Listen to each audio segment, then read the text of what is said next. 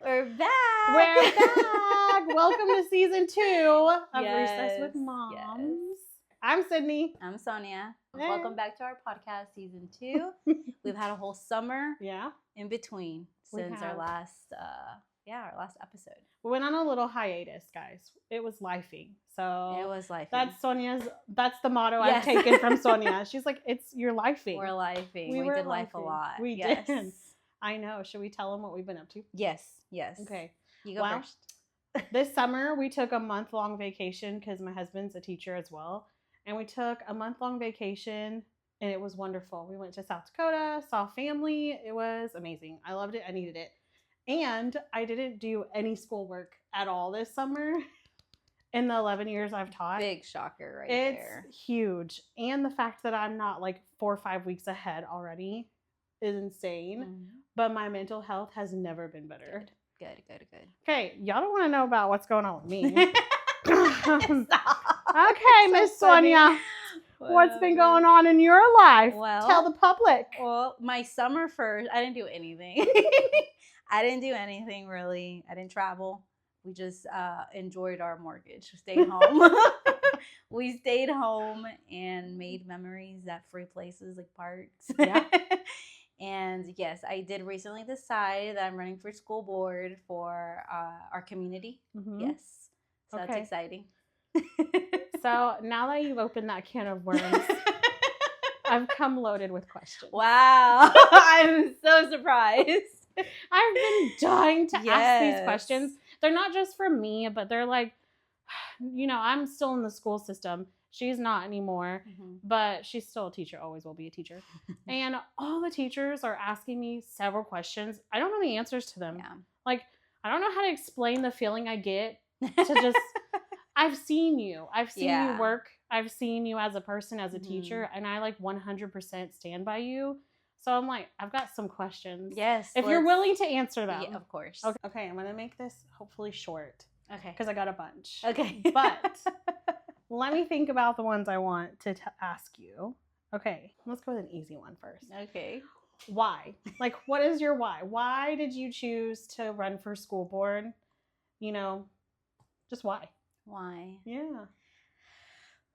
I'm not going to cry. Okay. No. I was in the classroom for a long time. And when I came to our district, I, in summary, saw a lot of things that shouldn't be happening. Mm-hmm. And when I was in the classroom, I exhausted all my resources, all my tools. I lost sleep over it even. And I kind of just realized that there was not much I could do from within the classroom. And then I realized that even the parents that I had were feeling pretty powerless too. So one thing led to another where I actually ended up leaving the classroom for other reasons. And then one day it kind of just came to me like, hey, I think I'm cut out to be a trustee here. I have the knowledge, the experience, and I think I can do more as a trustee than being in the classroom. But my why is, in short, it's my students, it's the parents of those students, it's the teachers, it's the community that I just want to make a difference. Really, that's literally it. That doesn't shock me.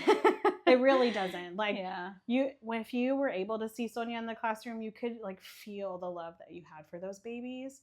And I was on the sidelines also seeing you fight for them. Yeah. And she didn't only just fight for the kids, she fought for us too. Like, you really did, Yeah. And I'm just going to throw this out here because everyone needs to know, Sonia made me a better teacher.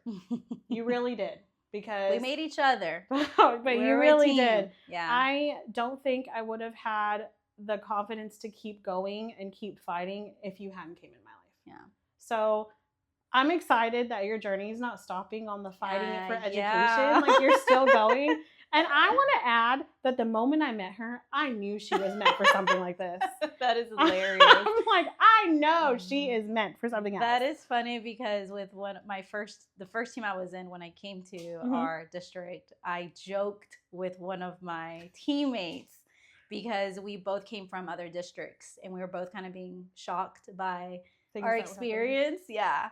And I remember one day just joking like, I should run for school board, and then 3 years Yeah. later, like it was a joke in that time. Like I was literally thinking I was going to be in the classroom for 10 more years, and here we are. I know. Won't I God do know. it? I'm excited though. I'm excited for this Yeah. journey. Yeah. I know it's not going to be easy because nothing comes easy, but No. I think you're doing a great job with all this pressure probably you're getting. I don't know, but I'm assuming because hello, when you're campaigning and stuff, that's a lot. Yeah. But okay, there was another one I wanted to ask you. Okay. What do you feel like is the most important for you to fight for this community at the moment? Like what do you think that they need currently, like our students? If that makes any sense. Yeah. Loaded question. I know there's a Yeah. lot, but which one are you the most passionate about, I guess? I think student growth, obviously, like Mhm. student achievement is really important. And I think right now we lack a lot of the resources that our children need to succeed. Mhm. I think we have a lot of students that are not at reading level, and that there's really easy ways to fix that. Not so much easy as like the teacher, like we all put a lot of work into it, but there's resources out there that are research based that if the district would invest into these resources, we really could be ahead even. So I think when I was, in the district, we lacked things that I was very used to having in other districts, and I was able to see my students grow. So I really struggled with that here. So I think that's like just getting basically like the basic necessities, which is intervention kits, or Mhm. even technology, like being 1-to-1 ratio at this point. Like we should have that already. So just like kind of starting like at the basics. What do our students need in the classroom? And we need those resources already. And you already know because you were Yeah. there. You've I was just there. experienced Yes. it. Yeah. And I know that teacher already, a teacher's heart is there. It's Mhm. never a lack of will or want. It's, are we providing teachers with what they need? And I think right now we're not. I think that they need the proper resources, and we need to start listening to teachers, because you guys are the experts and you guys are at the front lines of education. And a lot of decisions are being made without your expertise. So I think just like literally resources, reading kits, like the actual like good apps. So just things like that I feel like we could really grow these kids if we just had what we basically need. So I'm being non-biased yeah. right now. So. You tell me, teacher. I'm interviewing you right now. Yes, you are. Okay. Yeah. Okay, so with that, like I was just thinking about this while you were talking. Do you think that, first of all, because you were also a parent in this district and a teacher in this district that you're running for, do you feel like that prepared you, or maybe like opened your eyes to see exactly where we need to go and what we need, or like to be a parent here Yeah. also? Like did it all Oh yeah, kind of just like hit you like, I know what we need to do at this point? I think it did give me a bigger picture, a full picture of the experience as a teacher here, for sure. Because I knew the daily struggles that we were dealing with as teachers. Mhm. And then as a parent, my child qualified for SPED. And then I had my personal struggles with just getting her serviced, or her rights being fulfilled in a timely manner, that I had to also handle that. So I did get to see both sides. And I also got to talk to the parents of my students, and they were telling me their struggles and how they weren't able to get their kids tested, and like all these things that they were supposed to already have. So yeah, I think that did help. I was able to relate to them and feel the same frustrations that they were having. So yeah, that was helpful for sure. Well, I know how you are as a teacher and a parent, and you like are a fighter, and I appreciate that, and you advocate for everybody. Do you feel like if you were a trustee on the board, would you advocate for all of us, like the students and the teachers? Do you think if there was a question up there that maybe you would be like willing to ask more questions? Yeah, oh, for sure. Or get clarity on maybe? Yeah, I mean, I have attended the school board meetings ever since I could. And yeah, I mean, there's definitely questions that I think the experience that I have as a teacher help, because I know how to look at the data. And not to say that the board doesn't, but I think that some of them do lack some of that in classroom experience. Mm-hmm. So I would definitely be willing to ask. You know that because you saw me. Oh, I know. I don't just ask, I push. And I irritate. But you know what? Sometimes it's needed. It's so needed. Like, I don't get to go to the board meetings, but I do watch live. And I sometimes wish they would just scan the crowd because I would like to see all the teachers that attend because there's pretty good. They don't want to look at my face. But there's a good handful of teachers that do attend, and I love that. Mm-hmm. And I don't know. I'm so excited that you're running. Yeah. Everybody knows I'm going to vote for her. Hello. Duh. Yeah. Like, no questions asked. But I just feel like I needed to ask you these questions, and I'm going to ask a couple more if you're okay with it. But just because, it's chatter. I'm in the zone right now. Mm-hmm. I'm in the zone with all the teachers and everything, and there's chatter. Chatter on, like, what's she going to do? How's she going to do it? Not on your character, because everyone knows how you are. You're a great person, great human inside out. And we know that you'll fight for us. Mm-hmm. They just have random questions because they don't know, like, where it's going to take them. Because, not going to lie, people have agendas, and when they get what they want, sometimes they say things that's not nice, and like they say things and they don't do it. Yeah. But I've been trying to explain to people that you are not that person. No. And they know it, but they know it. Yeah, I definitely mean what I say. Yes. I don't think my loyalty is to the kids of this community. Mm-hmm. It's easy for people, I think, that know me to know that, but I think I'm going to, it'll definitely be a struggle for me to convey that to strangers because you're just taking my word and I'm trying to earn your trust and your vote. I know. So that is where, like, my community and people that I worked with, that's why their endorsement is really important because you guys are speaking on my behalf and on my character. Yeah. So that's going to be rough, but I think if anyone was to sit down with you and just feel your vibe, know who you are, they would know that you mean what you say. Yes, and that's what I hope to do, reach people and go out to the community and, I'll answer the hard questions. And but I definitely I do mean what I say because because I've seen it. Yeah. I know what's happening in the classrooms and it's hard to ignore. We could never bear to ignore it. Yeah. It's hard. It is. I know we've lost sleep over a lot of things. It is. But that's why I wanted to ask you because I know there's people out there that don't know you enough. And no. Don't please know that I would not let this girl be my friend if she wasn't trustworthy. No, I'm definitely or do a podcast with her. I'm definitely outspoken, but I also do gauge my, the way I present things. I'm not this person that just boom burst out. I do think about the words I'm going to use, but I think being silent is not an option. Mm-hmm. So it's just how do I convey my message and just trying my best to convey it. I love that because it's gonna get conveyed one way or another. But you're also so well educated and you are thoughtful. You are the person that I know like the most that gives this like insane amount of grace to people. Mm-hmm. So I know that you're going to do it in such a great way. Which we need. So. Yeah, that's the plan. We need that. That's the plan. We need that. Okay, let's get another question going on here. Ooh, I have so many. Let's see.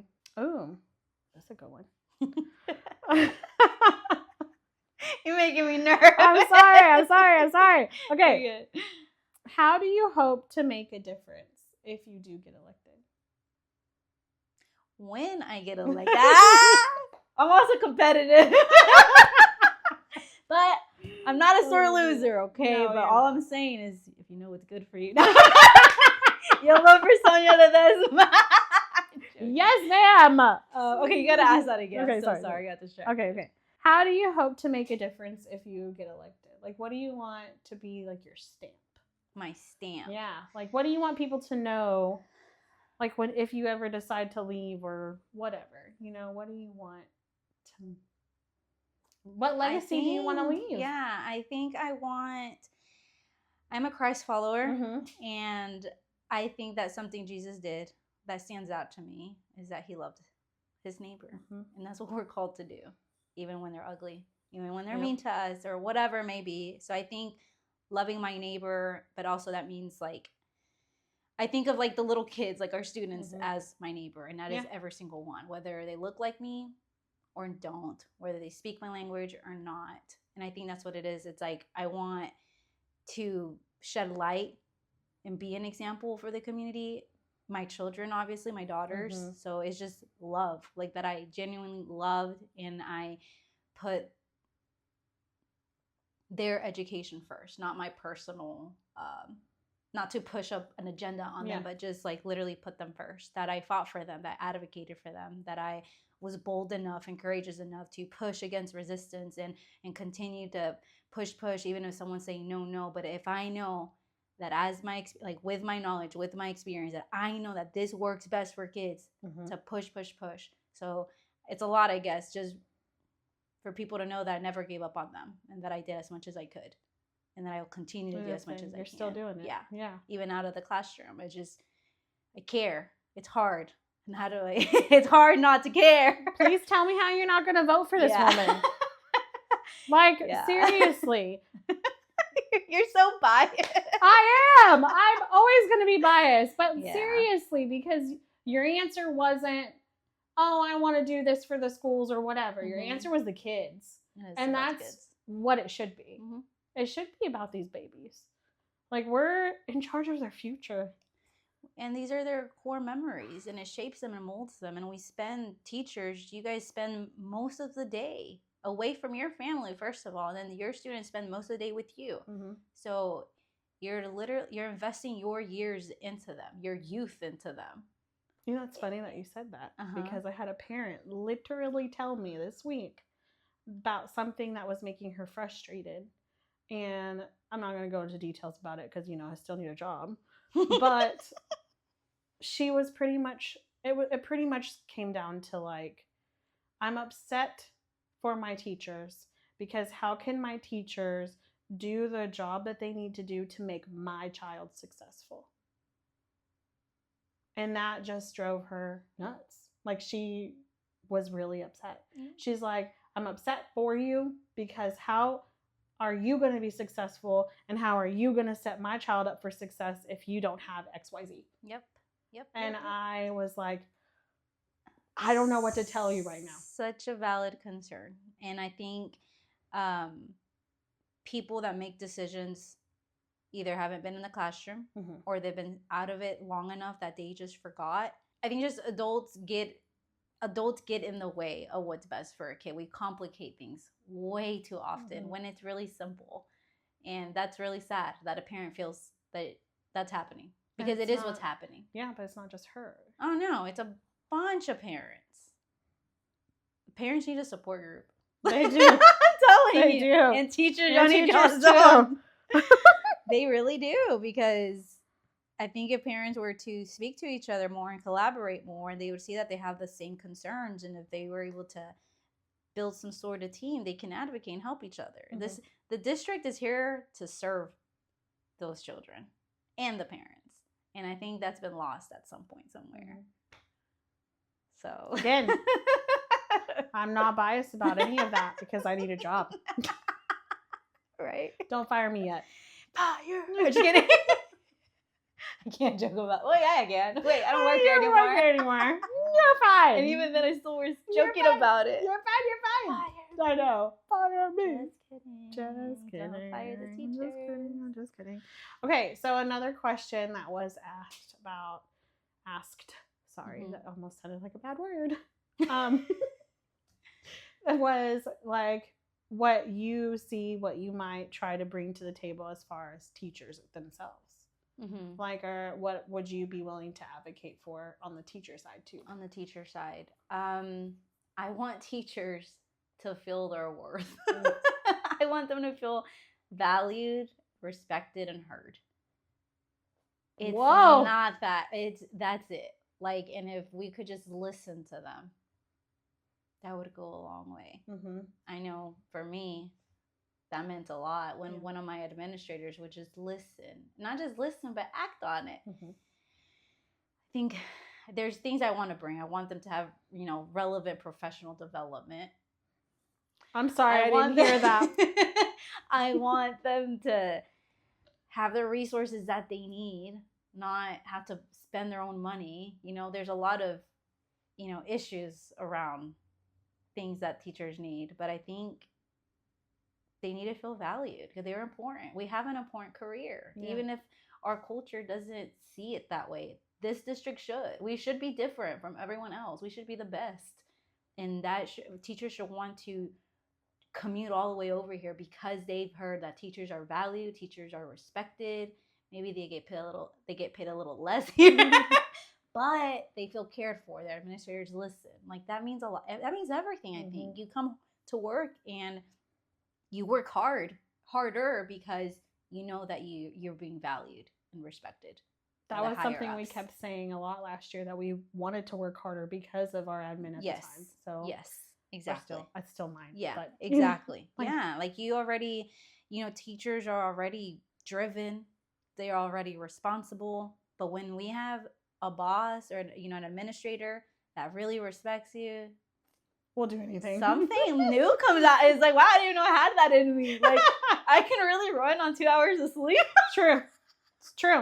Like, been there, done that. But you want to work hard for them. You want to, because the respect is mutual. When the respect goes both ways, you work hard for each other. And at the end, who wins? The kids. The kids. Yeah. That's and how they it feel should it. be. But they feel it. And they feel that culture. I don't think people realize, especially sometimes parents don't realize the culture of a school, how that really plays into their child's education. Yeah. So if your school campus has like a really low morale and the teachers are feeling so undervalued and underappreciated, it kind of, I hate to say it, but the kids feel that. They do. It trickles down to them. Yeah.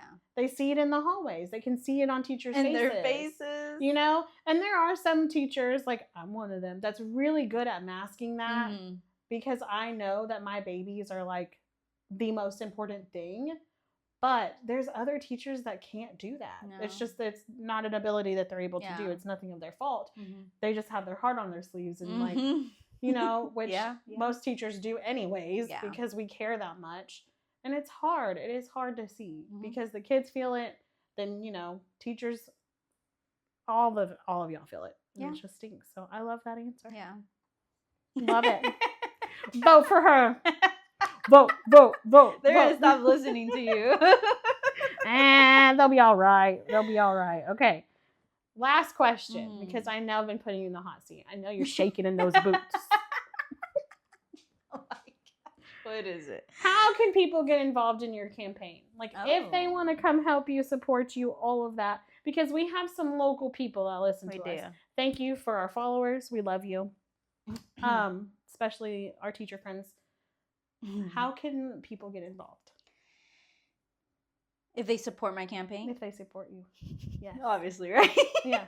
If they support you. Locally, of course. But what are some things? We don't have to say where we're at, but. Yeah, no. I think definitely volunteer. I think I'm going to need some volunteers. And I already have some. I already have a team. But the deeper I get into this campaign, I'm realizing really what all it takes. And this whole campaigning stuff is very new to me. I've never done it before. And because I am running a nonpartisan campaign, I'm running a nonpartisan campaign. Baddie right here. which I'm learning, so I'm going to go ahead and educate them. Something that I've learned recently is that when a candidate gets endorsed by a political party, they also get a lot of resources. And that can be funds, flyers, block walkers, like teams of them, like from other places, from Garland, from Plano, people that are not even from our community. And so they are able to spread their word a lot faster than someone that's not, because I'm depending only on my own funds. And I'm also not accepting donations. And I could run a nonpartisan and not accept donations, but I have a big point. It's about the principle. It's about earning the community's trust. I'm spending my own money, which She is. I'm on a budget. I'm on a very tight budget right now. But so I think really people spreading the word, resharing my post, commenting on there, and spreading the word, like talking to your inner circle. If Because we know a lot of people. We do. And if like you decide to vote for me and you meet me and you can speak on my character and it's positive, spread it. Like we have to be aggressive. We have to be very aggressive because other candidates have been endorsed and they got a lot more resources than I do. So I'm hoping that me pouring my heart out really and working really hard will be enough. And I think our community is ready for a change. I think we're ready. We just need to go out there and do it. We need to go out there and do it. Get registered to vote. But yeah, volunteers would help as events pop up. I'm going to need people to be there with me to do rotations and go to house and try to talk to neighbors and things like that. And so I'll learn more about that too, because I am new to this, but I've had people that have been mentoring me. I can say mentoring, and they've been kind of letting me know, like, you gotta get ready for this. I'm like, okay, that's good. So it's been helpful. Yeah, but it is a part of it. Apparently, I didn't know that people would reach out and try to endorse you, and I said, no. Yeah, but I feel like that speaks a lot to your character too. If I didn't know you, to be honest, if I didn't know you and I saw that you were running a nonpartisan, I would think your heart's in the right place. And I would already be looking you up, researching you, trying to figure out whatever I can do to support you. And that's my whole point. I want people to know me for me. I don't want a label over my head because I'm not that. Yeah. I'm someone straight up asked me, like, what political party are you? Oh. Like, my political party is blank ISD. Yeah. And that's literally like my whole reason. It's that. So yeah, volunteers, share my post, and I have a list of things. Go to my Facebook page. Get a sign. Get a sign. Spread the word. Spread the word. Aggressive. Be aggressive. Be kind, but be aggressive. Yeah. So I love that. It's good. Thanks for coming to my interview, guys. Yes. That was awesome. Good. But vote for her, seriously. Yes. Like, I just had to get this out of the way for this podcast, especially just because everyone's been asking. And let's be real, I don't want to keep answering. I'm just going to direct them to this podcast. Like, honestly, yeah, that's good. Yeah. I'm going to be like, go check out the podcast. Just go listen to what she had to say. I'm like, because then sometimes it's like the same questions. So I'm like, guys, y'all are forgetting. Go back and rewind now. Yeah. Because it's out there. And it's hard to meet everyone. And it'll be impossible for me to reach every person in the community. But I'm glad that you asked me because I want people to get to know me.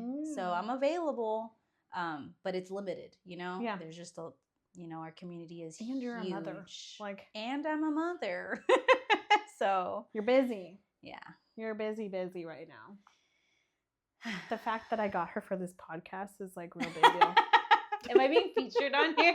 She is. Does it special count? Guest Sonia. Special guest. Does that count? Yeah. Literally special our guest. Podcast. Special guest. I love it. That's so funny. Our first special guest. We'll be like, take 2. Special guest. I love that. Sonia here. We need to have other special guests. We should. I feel like this season is the season to do that. Yeah, that would be cool. All right. Well, that's the end of season 2, episode 1. Hey.